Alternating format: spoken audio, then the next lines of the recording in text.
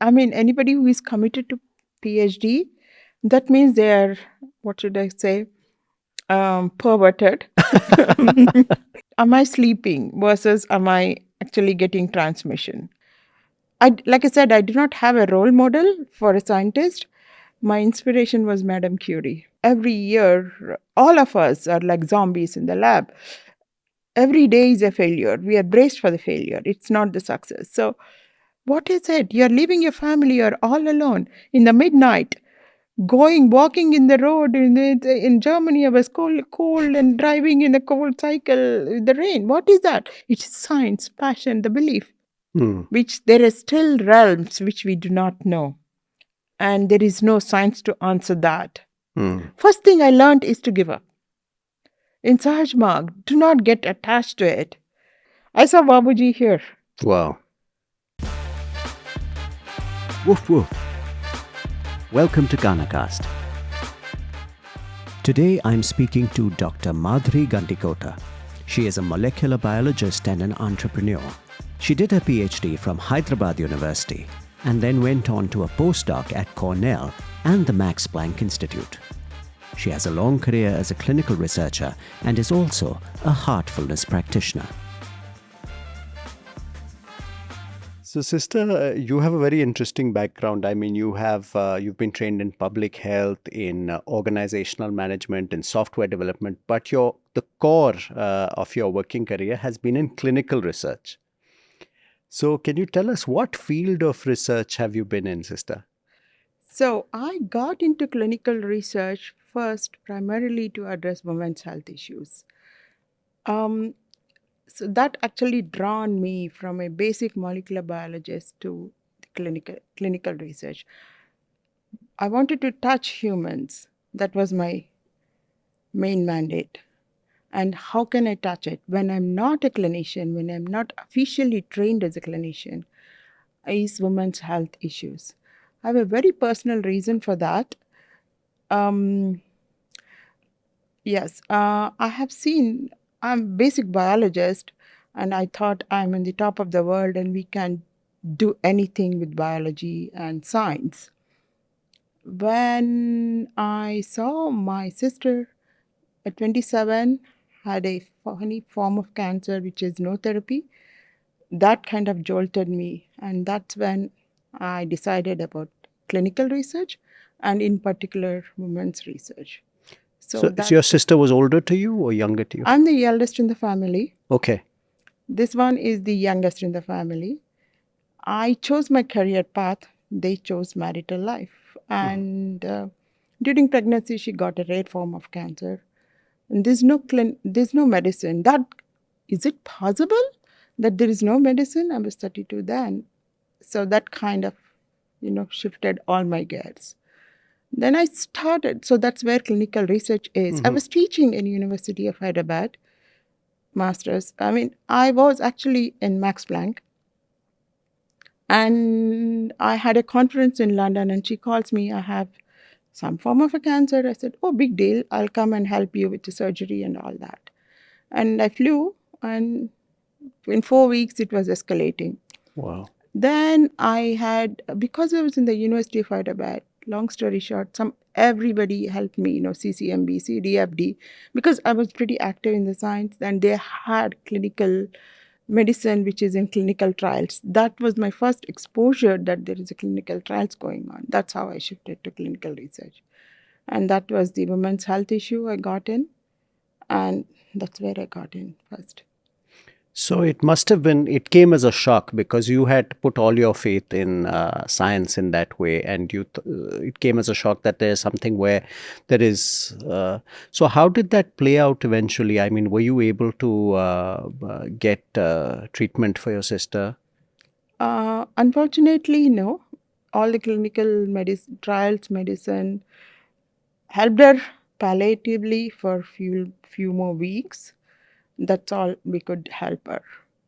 But that gave me first-hand exposure of the pains of the clinical research and how many patients are waiting for medicine and why science has to go to people. So basic research is we ask for funds, understand the cutting edge technology to understand the molecular mechanisms of cell biology and all that. And we had funded multi-million dollars for life. But then I said, we know enough about basic biology. This was my mantra, which is, I'm could be a little parochial in that. So I'm more focused on advanced research or human research. That was my mindset. And that's why I shifted from basic research to clinical research. And the landing point was women's health. So it is, because even as a layperson, we sometimes hear that there is clinical trials of something going on, and we hear very optimistic reports come out in the paper. But it's then years and years and years, and you don't hear anything. It's like the development, it will come to market. The gap between research and over-the-counter applications is huge. It takes about 20 years. And a few $1 billion. So the phases are preclinical research. Before even preclinical research, drug discovery, it's only in computer simulations. Then preclinical research, then goes to clinical research, phase 1, phase 2, phase 3, and then actually touch the humans and marketing then, and then post-marketing before it comes to humans. So it's a long journey. 20 plus years, and in between FDA or any regulatory authorities approvals is all needed.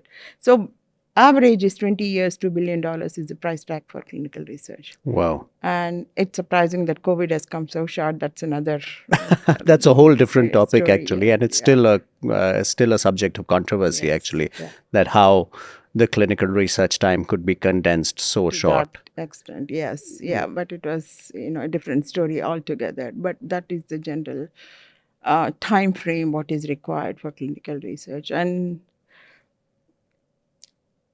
actually reasonably so. Probably, humans are so vulnerable, and it's needed, that kind of studies, because I was involved in preclinical part of the research and even clinical part of the research. So when I actually saw the data, I did not do it. I analyzed the data as a scientist there. And I see that, you really, when we do the nude mice studies, I studied nude mice for one of the pharmaceutical agent. It's a immunoglobulin. So when I saw the nude mice and look for the cancers, how the xenografts, the skin grafts are changing for the drug. So I also appreciate that obviously we cannot give the drug dosage. It's one fundamental thing. How the drug is assimilated in the body, PK/PD, that's called as, how it has to go through an animal. Unfortunately, they are our scapegoats or animals, but humans cannot take that kind of you can't test on humans. So it is what it is. You cannot shrink the time. Sure. And even with that, there are many other things happening, even side effects, adverse reactions, only after subpopulation of the people. So the drug is pretty happy in most of the population, but let's say, some native Hawaiians will get funny reactions. So, and subpopulations, they have to do men, women, children, pregnant women, and different races and ethnicity before they release the drug. Yeah, you can't take a chance. You have to be very thorough with it. Yeah. Very interesting. So how did this interest start, sister, in science? I mean, was it something in childhood, or how did it start? Yes. I don't know. I think grade 5 or 7. That early? That early. I wanted to be a scientist, not a doctor though.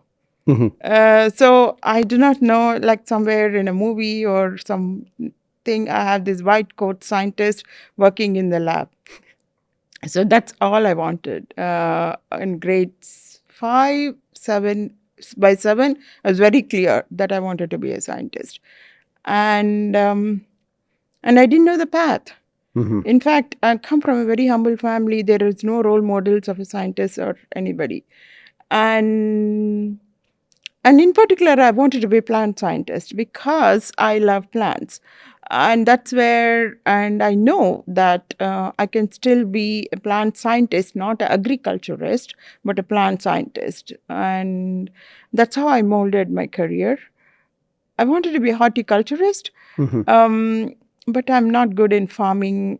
Whether you're horticulture or agriculture, you just need to work with soil, right? Absolutely. So in MS, I realized no, that's not. Though I got in med school, I didn't go. I wanted plant biology. That's how my career. I always dreamt of. Though my inspiring thing in my friends still tease me that like I said, I did not have a role model for a scientist. My inspiration was Madame Curie. Wow. So they used to call me Madame Curie in my 10th class, you know. So because Madame Curie has a family of scientists, you know. I told you I'm alone, I don't have anybody. So Madame Curie was my role model. Eventually, when I didn't have anybody to look into, I always dreamt to be Madame Wow. Curie. So you Yeah. imagine this community of scientists around you and Yes. Yeah. discovery, working on projects together and all of Yes. that. Yeah. Wow. And how was your family with the decision? Were they happy that you had chosen this field, or were there other plans they had in mind for you?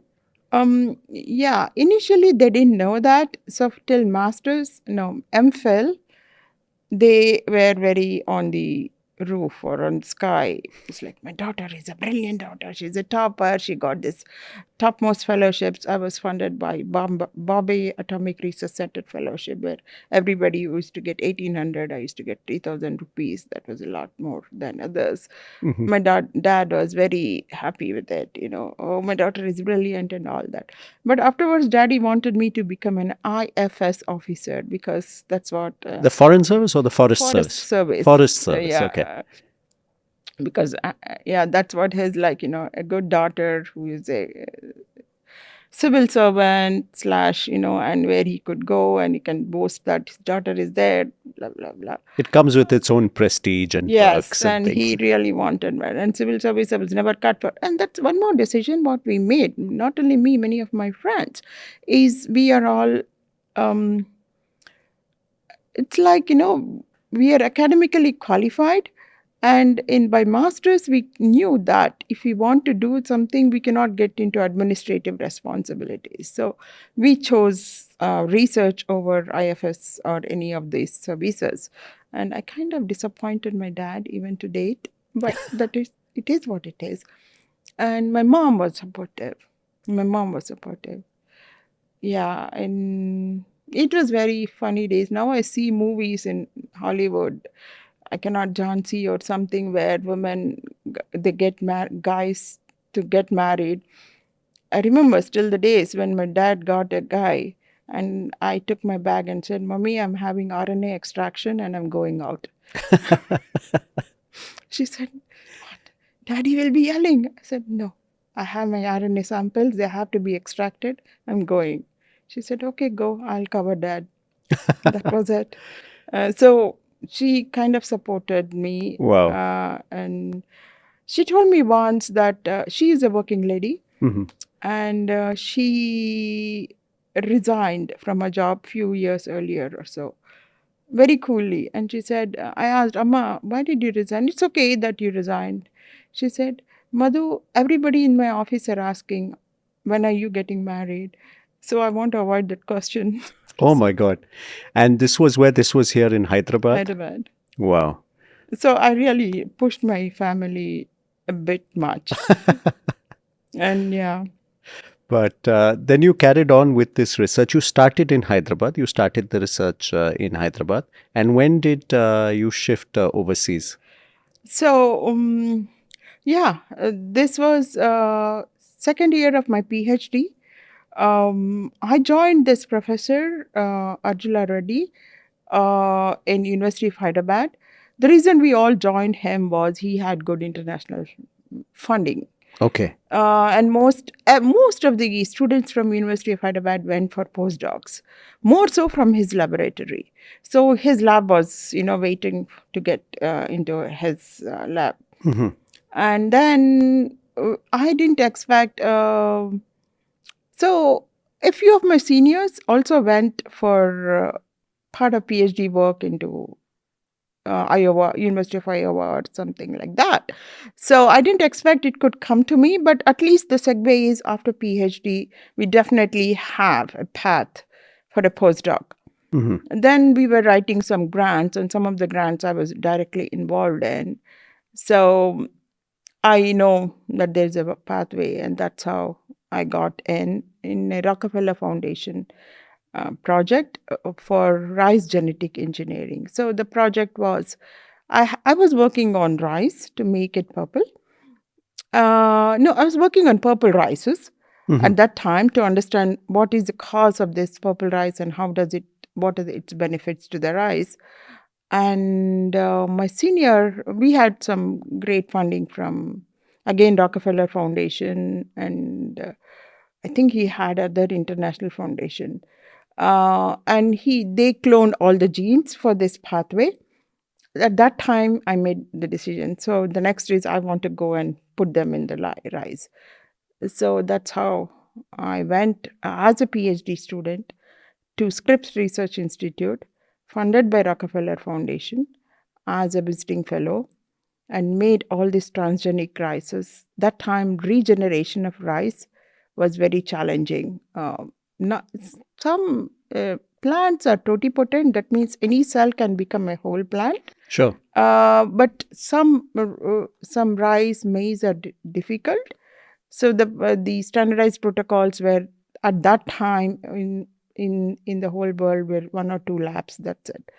One was in Cornell and the other was in Scripps. So we negotiated with Scripps, and that's how I went to.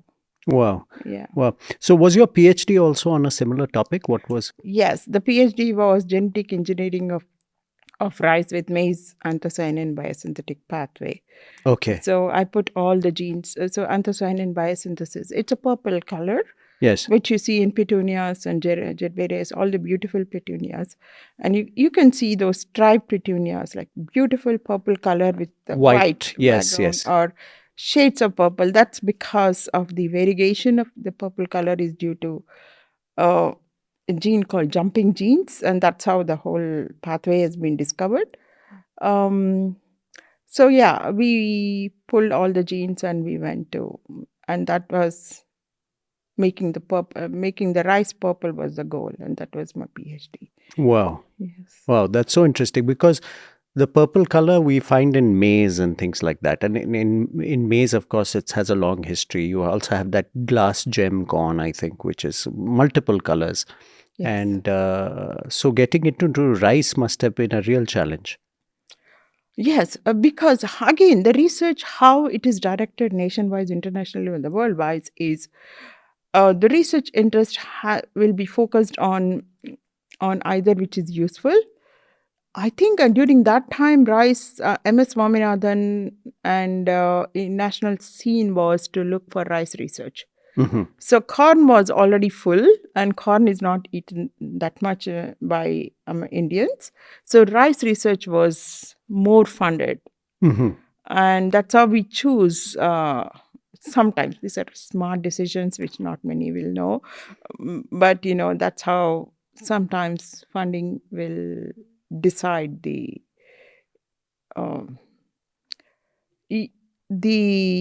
species or the broad specific area of work. Sure. Funding is the most important thing, and rice was researched. Rice funding was more, and we hopped in there.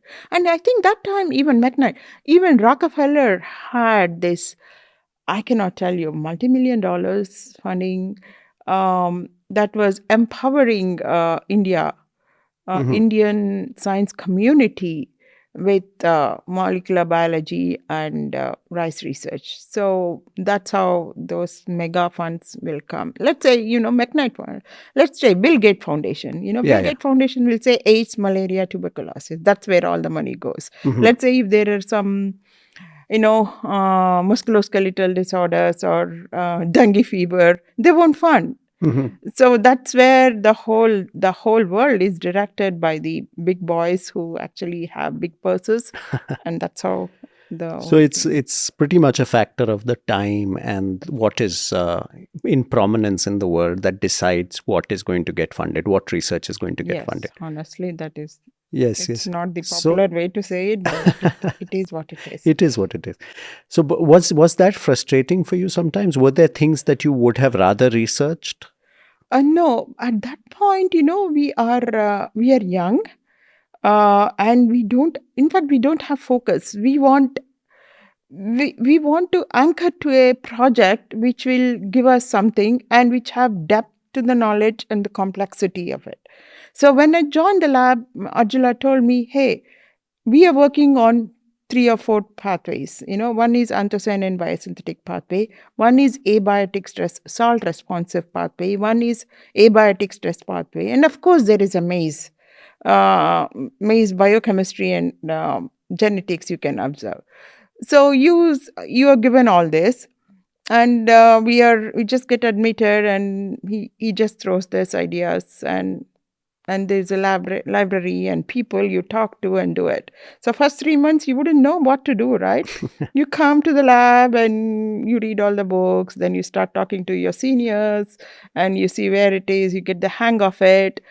And that's how I decided. Most of us have decided like this. It's particularly in my lab, the culture was, he wouldn't give dictate a topic and say this is going to be you. He just says, okay, here are the labs, here are the seniors, here are the books, and you can read this molecular cloning, which is just the 3 volumes of it, which we don't know anything. So he just throws that, and we sit there from morning 8:15 to 6:30. You get to read, and you formulate your research question. That's how I chose anthocyanin pathway. That's because when I chose the color, so here is the thing. This anthocyanin pathway is governed by 12 genes, regulated by 2 genes. So the color is the sequential action of all these genes. So one of the gene which I took was the last gene, because that gene which actually is not well characterized. And if that gene is not active, it's not clear, that the color will not be stable. So you also look for where there is an opportunity for you to work on. So I chose BZ2, bronze 2 gene. So if the gene is not active, the color will be brown instead of purple. So so what is that BZ2 gene doing at that point was not known. So that is why I chose that gene. And that's how everyone, you choose why on a broad topic. Oh, you like this. It's 12 genes and 2 regulatory genes and complexity of the genome and all that is there. But then what is that you are going to contribute? Then you have to find a niche area. And that's how I found. And how do you do that? So once you found the research topic, what is the pathway? How is the route to do that? So I want to understand the BZ2 gene function, but how do you do it? So at that time, he just came from Max Planck, and there is something called as gene overexpression. That is, you take a piece of gene, put it in bacteria, and ask it to produce lot of protein, and extract the protein, understand what the protein does. So that's very novel at that time, putting the plant gene in a bacteria, extracting, purifying it, understanding the biochemical properties. So that also struck me as, okay, I have this biological questions and I have this pathway. I like the pathway because this is new. This is molecular cloning. And, we also think about what techniques you learn Absolutely. In any system. So that's another thing which was cool. I was the first, I'm doing on genetic engineering of plant, blah blah blah, all those nice things. Yeah, because it's very interesting. You're engaging with a new process, even though there is a set goal in mind that you are exploring, the purple rice thing. But the techniques you are using to get there may have further applications in a wide variety of research. Yes. Yeah, to answer your question, where we put in the rice research, no, we do not know at that point. When we come from masters, you know, yeah, when you come from masters, when I joined him, in masters, he used to talk about something called transposon tagging. It's like, it's another very fascinating story, is how genes are transformed, how genes are cloned. Okay. So transposons are the mobile genetic elements. The jumping The, genes. the jumping genes. So I joined him because I thought he's going to teach me transposon tagging, where I could use a mobile gene, put my gene and use it to cargo and to take it. But it was not there in his lab. So you join him with join a research subject with a broad idea, but you cannot focus. You really at that anybody will not be able to have proper focus what you want to achieve. Once you join the lab or any project, then you focus. What are the missing links? What excites you? What inspires you? Is it technique? And some of them says, I want to graduate fast. I have seen some of my friends, oh, I don't want already. He's too boring. He'll take you 6-7 years of research. I want this guy. He gives PhD in 4 years. So that's good. I mean, so it's your appetite what you can take it. Sure. And there must be some dead ends along the way where you Yes. where you Yes. follow a certain path and it doesn't lead anywhere, or it leads to inconclusive results. Yes. We all have. There are, I mean, it gives me goosebumps. Every year, all of us are like zombies in the lab. Either for 2 years, we have to send a report, our funding will be stopped. And yeah, even we cannot see all in the morning. Every day we are in the lab by 8:15 a.m. and we are braced for the failure, right? Mhm. Every day is a failure. We are braced for the failure. It's not the success. So, and at certain point, whether it is your human failure or the biology is not the way you want it to be, it takes some time. So all of us, not me alone, have gone through the blank circles of like we roam around like zombies in the lab. And we know each other that, just because we got our experiment today, tomorrow we will be in that zombie arena. And we all have gone through that. And it will be there. But I must say, our team was really very good.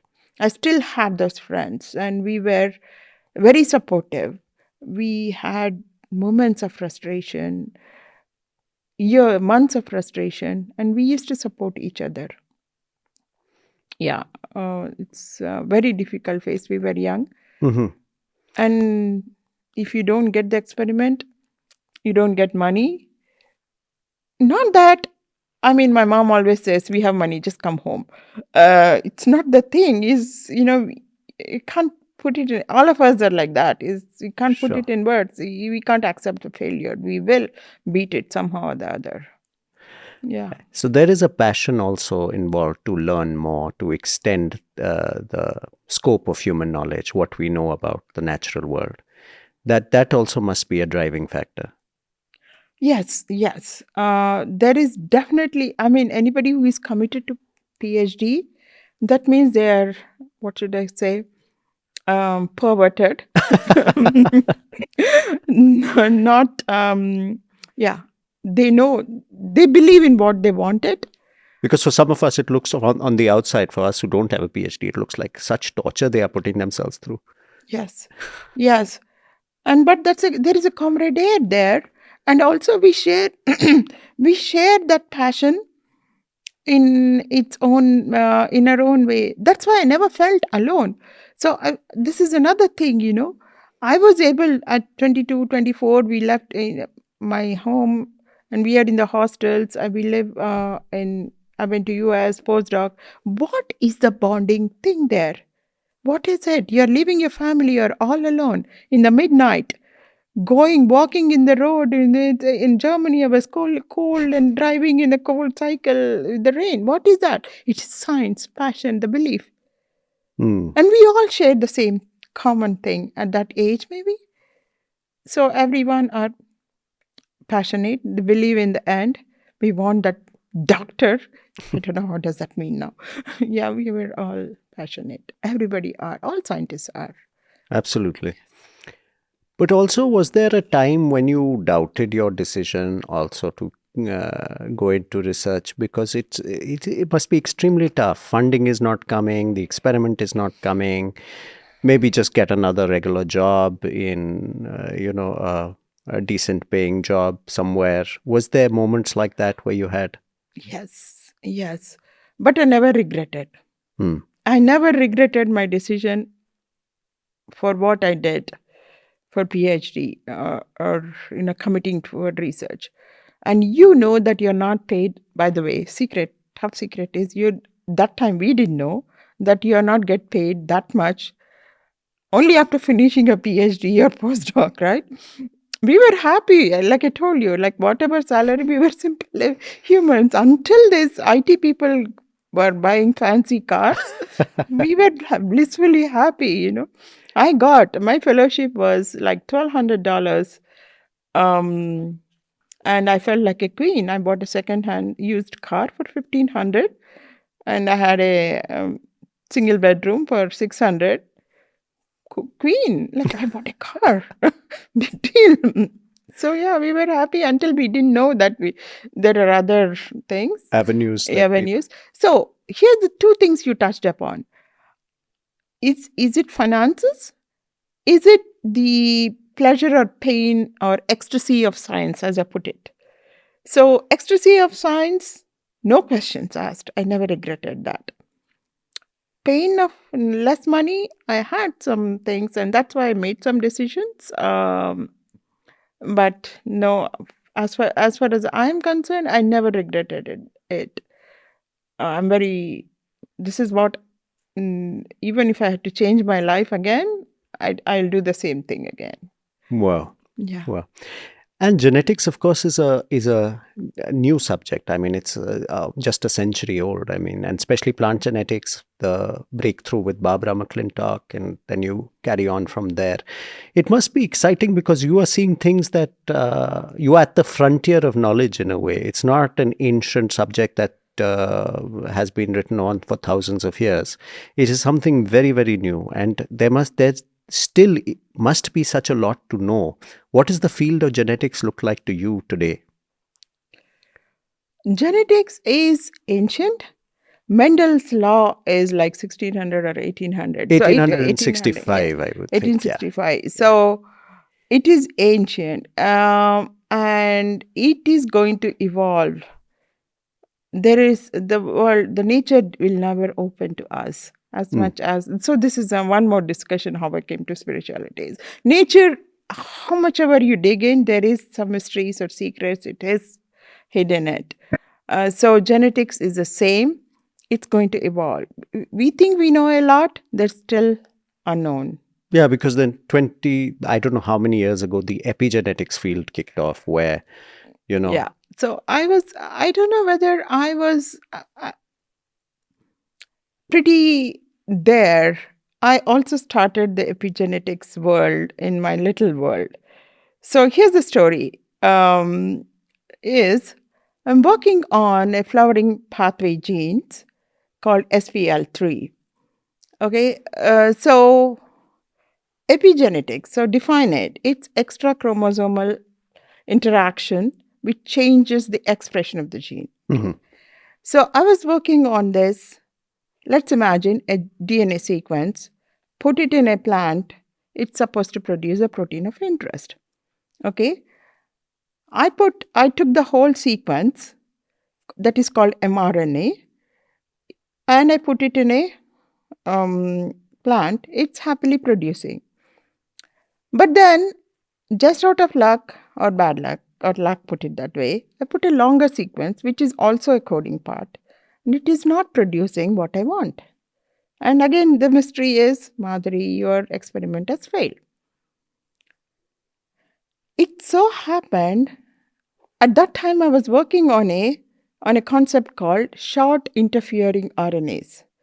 They are 21 to 24 nucleotide sequences which are used to knock out the gene. So my idea was to knock out the genes too.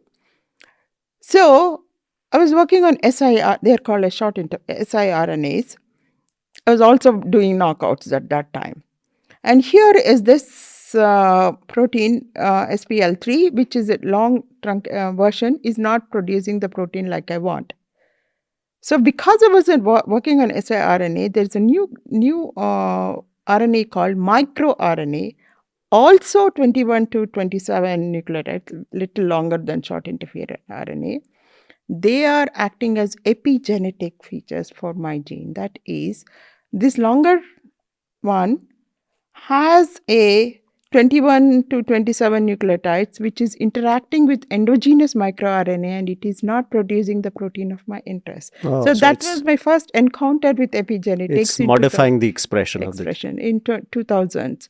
So yes, epigenetics and environmental effects are the huge things, but it came into forefront in 2000-ish. Yes, people started talking about So it. yes. And I had the first-hand exposure, and I published a paper. It is microRNA. It is epigenetic effect. It's not the genetic effect. It's so DNA. Any changes in the DNA is changes. Which any changes occurring outside the DNA is epigenetics, outside the genetics. So my DNA strand is good. My RNA is good. Below the RNA, my protein is not synthesized. It was epigenetics. So it's like it was an example of epigenetics. And then a lot of environmental effects cause epigenetics, and the modification of gene expression as it is thought will not happen, as dictated by the genome, is not happening because of the epigenetics. And these changes are happening because of the environmental effects, which could change the histone, the way histones are, the way the chromosome is bound in the histone, and chromatid modifications. All this have come in 2000s, yes. So for a layperson like me who doesn't understand much of science, epigenetics could be explained as if you the expected result from a DNA does not occur because the DNA is the same, but there are layers that interfere with that. Yes. These could be environmentally induced or certain molecules which are there which interfere with the expression of that DNA. Perfect. Yes. Okay. Perfect. So the molecules, it's the DNA dictates how the protein comes. Okay. So it is not the DNA is dictating, it is the protein is differing. Why it is? It could be as simple as how the DNA is packed. Sometimes too tightly, so it won't open. Those changes. And sometimes DNA is methylated. Just add a CH3 molecule, that's also an epigenetic change. So how it is happening below, not in the DNA level, anything beyond the DNA level is epigenetic changes. It could be structural, environmental, or modifications. That is so fascinating, actually. But along with genetics, we always hear there's controversy comes hand in hand with studies of genetics. I mean, and even in plant genetics, we all have this ongoing debate about genetically modified foods. Where do you stand on that? I mean, there's so much controversy. There's counterclaims and claims, and it's an ongoing debate. Where do I stand on that? My pathway is transgenic rice, so I am pro transgenic rice. I'm pro transgenic. I'm pro GMO. There's nothing. It's a myth that a genetically organized. I mean, it has some sick things. People. Or it doesn't have the same health benefits. Yeah, it's just, I don't know how to say it. It is just a myth, put it subtly. And I do not believe it. Monsanto, in US, we are using so much of genetically modified food. It's okay. What is damaging is the pesticides. Sure. It's not. It does have a 1 or 2 antibiotic resistant gene, which is used as a marker to when you put the gene into the plant. That is it. It's not going to change your life forever. But what is changing is the pesticides. Why isn't anybody talking about the pesticides? So there the organic farming makes sense. But it is if there is some traits which, and by the way, when you are cultivating rice or maize have you seen the ancient wild mice? it doesn't even look like a maize at all. Not at all. So when you're breeding maize or rice for so many years, do you know how many traits we are bringing in? So you've already kind of genetically modified it. Yeah. So what's the big deal, Gaga, about transgenic food? It's not. The culprit, if at all, is pesticides. Mm-hmm. And if at all, probably in India, I do not want to open the big Pandora box of, what is it called, technology? Terminated technology or any such bad things which any of these companies are doing. Monsanto did that. I don't want to name that, lack of better word. Those are bad.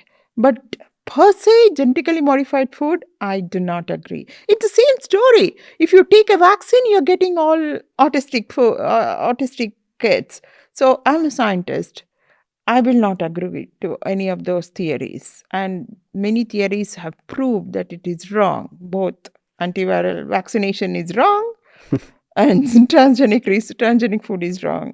So where do you think this opposition comes from? What fuels it? Why is it? I cannot say human behavior. Everything has to be backed by science. So this now I have to open up an area called association studies. Epidemiology says association studies. There's a causal study and association study. Causal studies are clinical trials. Association, unless you have the data in that kind of statistical significance that this is causing that, you cannot say it is the reason. Just because 1,000 people, 100,000 people are talking without a statistical significance, without a causal association, it is not true. You think it's more of an emotional response? Emotional, and it's a cult, I must say. It's a cult. Yeah. You are in this or in that, and if you're this, you're bad. It's not that. It's like us and them kind of thing. Yes. Like, we believe in this, and if you don't believe in this, you are not with us. Yes. You are in a separate thing. Yeah. And to be a part of this tribe, you have to believe all this. Yes. Very interesting. This is my take on it. It's a cult. Very interesting. Also, you mentioned human behavior. So human traits are, as human beings, we often are petty and often are self-serving. In academia, you spoke of the ecstasy of science, the pursuing science for science's sake. But does this human frailty also interfere with that pure ecstasy? Oh, yes. Yes. I mean, the ecstasy of science and 20s to early 20s are there. Then comes academia is fraught. I've been in basic academia. I've been in industry, pharmaceutical industry. I've been in med school, top med school. Let me take the example of a med school. It is dominated by white men. Period. Maybe women are top gynecologists. So this is the take. It is there. And so in states it's white men, all cardiologists. Top doctors are generally men, and women are snubbed upon. And so is in academia. And so is in industry is actually sometimes a little loose. I mean, the little exposure I had is little okay, because no. Even there also, they kind of say, if you are equal qualified, they actually do say that, hey, we want to raise this guy to director level, and you have to cooperate. And women, like at that age, what happens? Who will be two directors? You're 31, 32 plus. The other guy is also 32 plus. You are in a really reproductive age. Then you say, okay, fine. Who cares? I'll have my job. I still have it. So it is there. So the sex difference is there. The glass ceiling is still very much there. Pretty much. It's everywhere. Is it changing? Is it? I'm sorry, no. In fact, tech world is better that way. It's more democratic. This is what my perception of tech world. But no, med school is Yeah. clearly, obviously. In fact, in India also, yeah, in India also. What do you mean by a PhD is 18, 21, 20. So you 21, 23, you join for PhD, right? Mhm. Indian age is 25, women get married. But by the time you are awarded, you're 29, 30, depending upon your boss, Sure. 33 also. Sure. So, I mean, I cannot name them, but there are many bosses in the Twin Cities. They said, if you want PhD, I mean, why did you choose PhD to women? I mean, many of my friends, and that's how even our cult was, can't get married if you're doing PhD. So it's unspoken rules, but we do hear Wow. that, oh yeah, top bosses in my school are there. That's disheartening to say the least. I mean, for young people, but What do you mean disheartening? And young people, we take it as a challenge. We don't think it's disheartening. Only once you reach 35, you know what it is disheartening. At 23, you wouldn't know what it is. you're full of the josh Yes. and the fire. Wow. And we're certainly happy that it didn't dishearten you.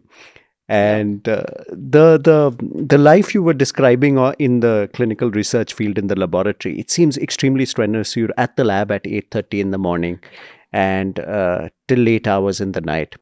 12. What do you 12 mean at 8? night. Wow. What do you mean 8?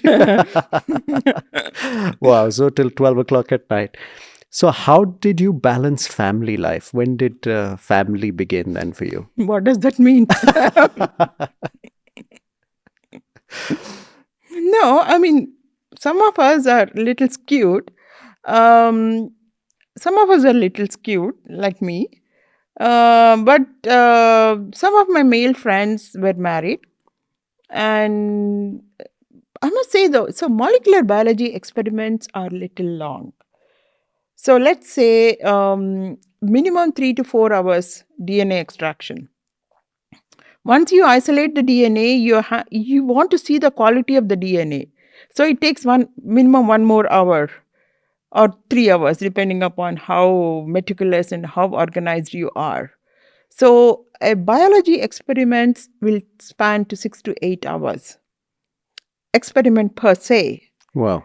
And think about the preparation Preparation. and many things. So that way, that's why laboratory work is intense, molecular biology is intense, and added to that, if you're working on things like times labs experiments, it'll add time. Mm.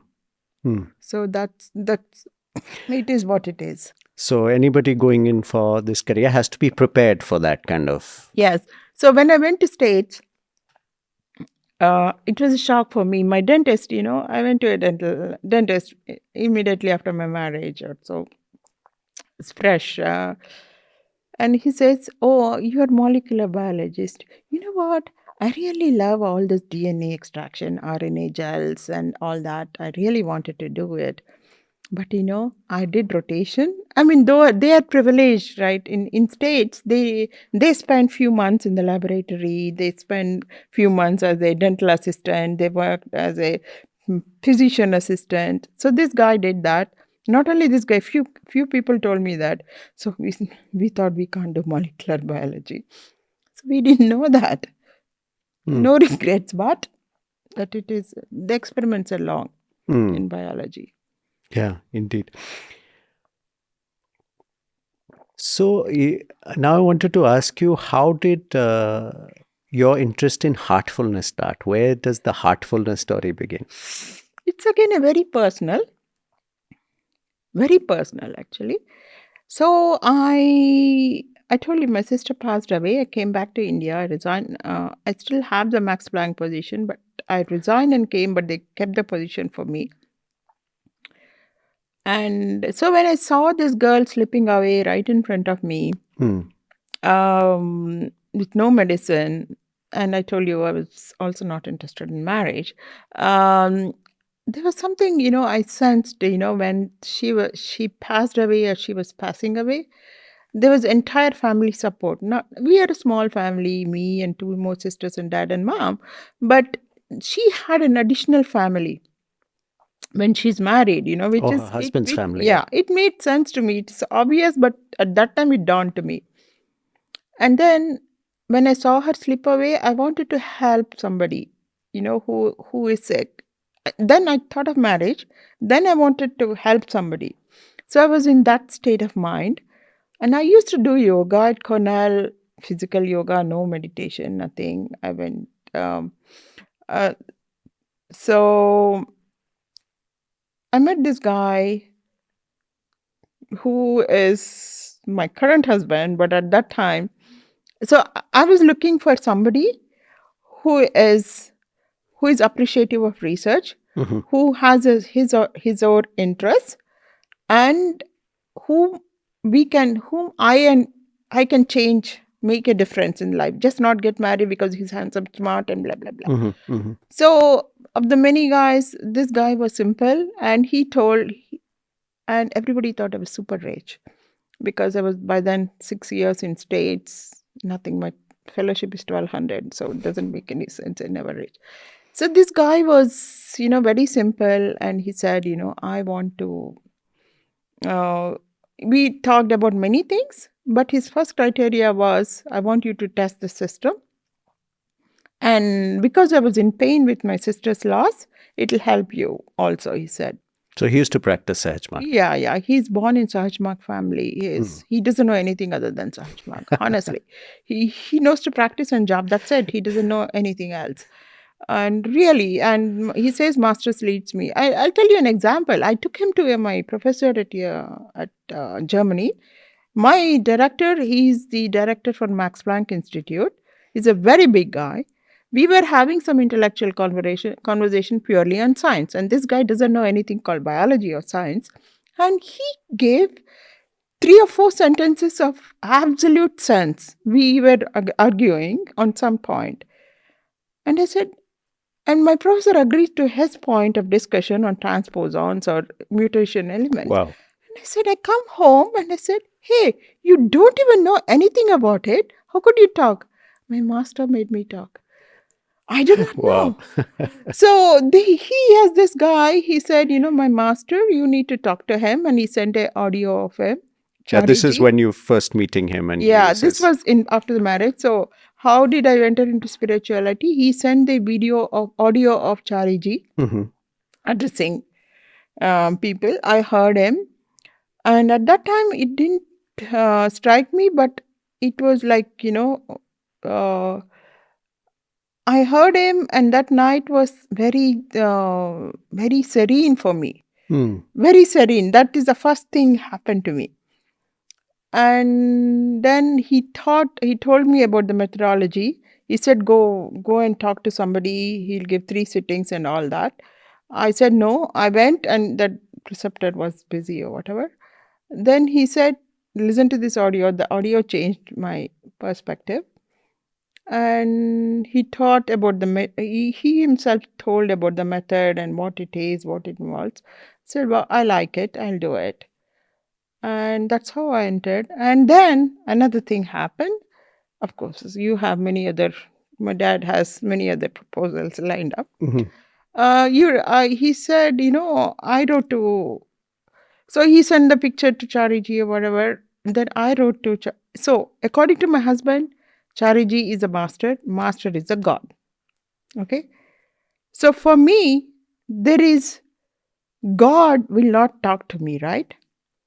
So that stuck to me is so okay, you're calling this guy a god. Let me see if he's a god. And I wrote an email to this god, thinking that he's a god. And then in half an hour, I get a phone call from the god. Wow. Sister, are you committed to the marriage? Are you so and so, Sister Madhuri? So, are you committed to the marriage? This was the question he asked. Yes, Guruji, I said. And he asked me a few more questions. So, it also gave me that, God, you can never talk to him. Here is a guy whom you can ask a question of something important such as marriage, Hmm. and he's going to guide you in that path. Wow. So that was very, I must say, it is very not spiritual, very selfish in a way, but that led me. And then when I took the sittings and all, and living with my husband, it was a journey, but I got it. I understood the sense of what it is to give up. Mm. First thing I learned is to give up. In Sahaj Marg, do not get attached to it. So this stupid microRNA paper was not published yet. And I still was hanging on to microRNA. My paper is not published, paper is not published. 2006, I got married. And nobody believed that I said microRNA is the reason for this protein not production. And guess what? 2007, basically 2006 Nobel Prize went to Craig and Fire and Craig for microRNA synthesis. Discovery. That's noted. And I gave up. I don't know how to say. I was so involved in that project that I couldn't give up. But Ram taught me how to give up through Sahaj Marg. Don't get attached to things. So that, now to put it, passion. So this is what Sahaj Marg has taught me. Passion, yes, you put a sincere, honest effort. Don't wait or fight for the fruit. If it has to happen, it has to happen. So this is the first lesson I learned from Sahaj Marg. And then, of course, the entire camaraderie of people and master, whenever I go to, it's a home for me. Even today, this is a home. And that has also, a father figure. All these have basic needs. Forget about the spiritual. At that point, it was more attachment, love for him. Community helped me sustain it. Wow. But coming from a scientific background, did you also test it thoroughly? I questioned every day. Yeah, it was very difficult. So it was obvious. So am I sleeping versus am I actually getting transmission? Am I surrendering versus am I accepting? All this I had to go through multiple times and Sister Padmini was, that's where I met Sister Padmini in the initial days of my system. And then I asked her questions if it is, am I sleeping versus, getting transmission. So it was and 2006, August, till 7-8 months. So my mother-in-law told, meditation. So she is a prefect. So meditation, cleaning, 9 o'clock prayer. So when I was complaining, but the cleaning is not happening, okay, for a few months, you just meditate and see what it happens. Because I was not able to focus on cleaning the thing going from the fear, going from the back. Leaving, because it is more active process, right? So when I could consciously look at my emotions or body, how light it is, how detached I was, how it is affecting my mood, my perception, my reaction to everything, I believed in it. It's obvious. And then, of course, you read the books of complete works of Ramchandra, and you read all the books slowly, listen to the speeches of Master Chariji has. So on our way, whenever we go on a long drive, we had Babuji's audios playing. So Babuji has the soothing voice, and that was so. Even in the desert like Las Vegas, it is so pleasant to have that secured voice talking about the everything about Sahaj Marg was really good. Even though Chariji had this little hoarse voice during that time, compared to Babuji's voice, this security was there obviously, and the feeling of, that's what I cling to. I must say, it's this serenity, security that you cross it. I must say though, so religion. So I'm a scientist. I didn't do that much of puja, but my mom used to catch me whenever I go to her. To do puja. Pujas, okay? Yes. She made me do Durga Puja or many things. So initially, initial days at the home when my mother-in-law gave the sitting, first time when I went to Chariji's house, okay, that's ashram. I still have that feeling it's a different world. It's a heaven. It's a different world. So when Atma, my mother-in-law, gives me the sitting, it is the same feeling what I used to get in a temple after puja. That clarity, without what is missing was I'll still tease Ram teases me is agarbatti, the smell of agarbatti and karpuram, but you get the same the divine lightness. Yes, Yeah. the lightness is the same. That time I didn't know, but the more I feel, you don't. I'll tell you one more important thing, okay? Rani was born. This is like, I joined in 2006. Rani was in 16, okay? Okay. Okay, Daddy said, you have to take her to Tirupati. Forget it. She needs that first shave. Yeah, they shave the hair. Yeah, Yeah. in the Tirupati. Amma is gone. Daddy won't come, but you have to. And Daddy came, but he went. He said, "You are rebel. You are not listening. Did so many bad things. You have to come with me to Tirupati." So I went. Ram, of course, wouldn't go. And I didn't go to Tirupati Appa for many years after getting married to Ram. I went as a child before marriage or whatever. And Dad went by himself because he's a senior citizen. So me and little Rani was there. And those lines in Tirupati. And of course, I was given some special admission and all that. I was waiting in those lines. How old was your daughter at that time? She was, 1 year, like 11 months. Before 1 year, they'll have to get it shave done, that, yes, right? yes. 11 months. I Yeah. had this milk bottle and water bottle. So I was waiting in the lines. Within half an hour, I said, this, I can't do it. And now I know why Babuji, why am I doing this? And then in those lines, I prayed for a few minutes because it physically overwhelming with Rani and all that. I prayed. I was confused whom to play because I was here in Tirupati temple with Lord Venkateshwara. And stuck in a long line. Long line. And it occurred, now I know why Babuji said it's all waste of time. And excuse me, God. I said, I want to go away. I don't need to stay here. And I exited the line. So they said, no, you cannot exit. We will take you there. Imagine, in Tirupati, they didn't allow me to exit. Normally, it's a big deal to go to darshan, right? So I said, okay, fine. And I went there. I saw both Babuji and Hargya. And he is, this guy stands like this, right? I saw Babuji here. Wow. So it was clear, it was no need. It was an experience for me. And I don't go now. It's not needed.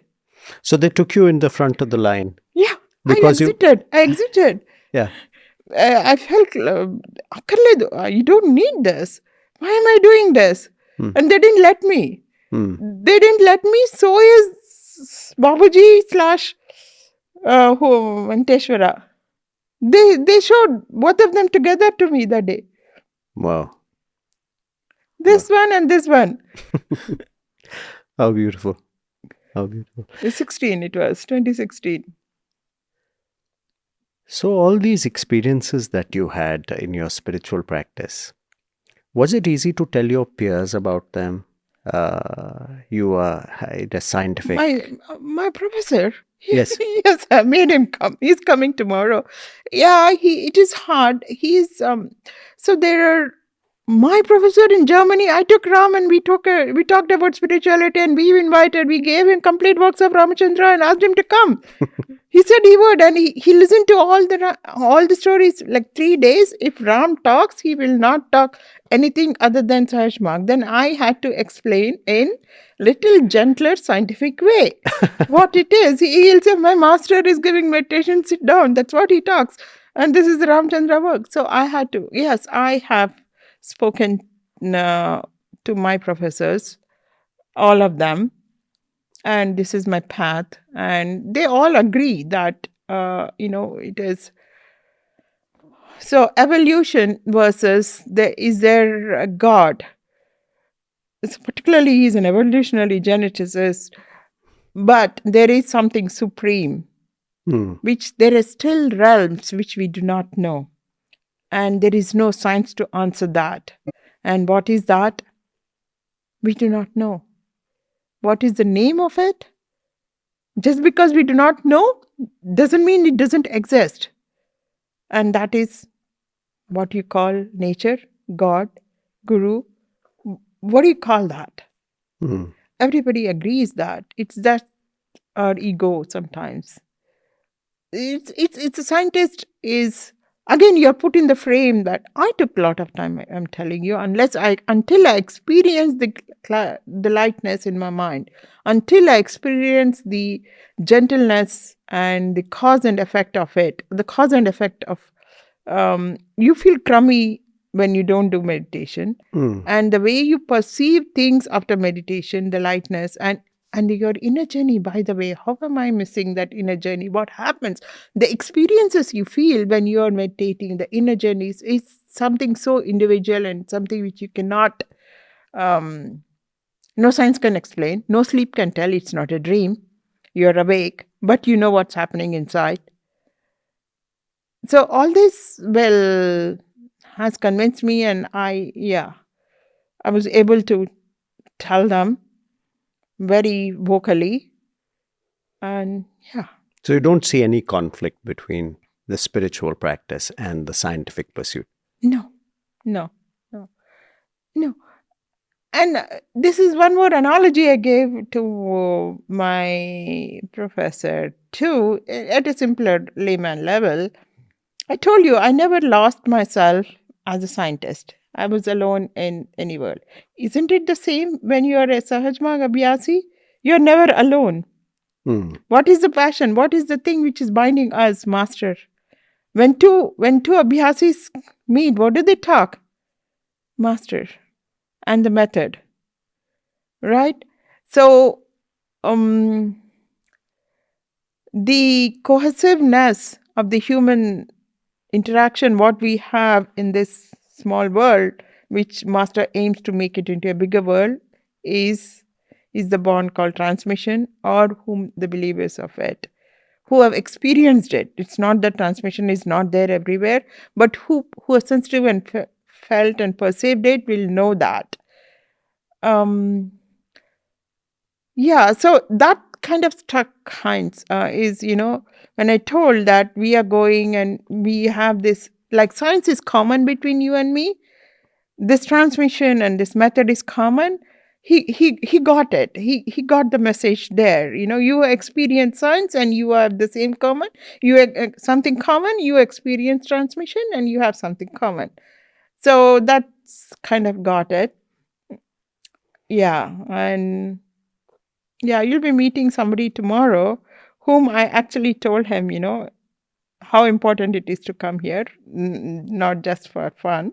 Wow. Yeah. So, and Your professor is going to yeah, be yeah. Wow. And so, and particularly with my professors, I have the rapport to say, this is what I mean, and I mean it seriously, you better believe it. So the kind of, just believe it. Wow. And sister, lastly, there's also another journey, of course, the spiritual journey, the scientific journey we've covered. But there's also another journey you've undertaken 6 years ago, and that is one of being a parent. And how has that changed your life? It has given me the ecstasy of life, actually, as a woman. It showed me, it humbled me multiple times. It's very humbling journey to be a mom.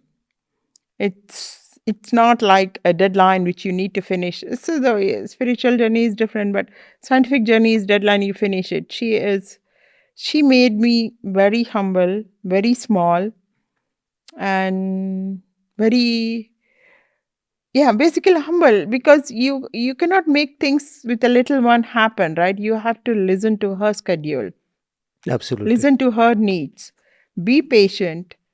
These are all the things I have learned being a mom, and it's going to be a long journey for me.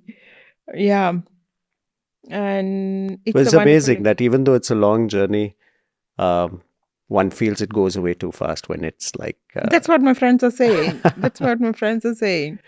Yeah, it's a 24 hours job, and physically strenuous.